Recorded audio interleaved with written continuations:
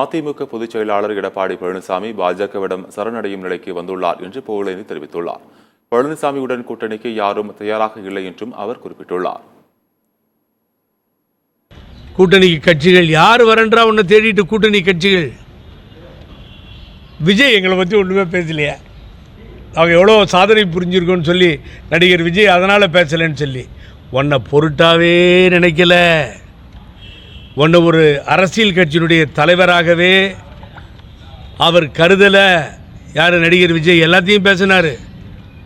ஆனால் பழனிசாமின்னு ஒரு ஆளை பற்றி பேசுகிறதுக்கே தயாராக இல்லை. ஏன்னா உன்னை பொருட்டாக எடுத்துக்கவே இல்லை.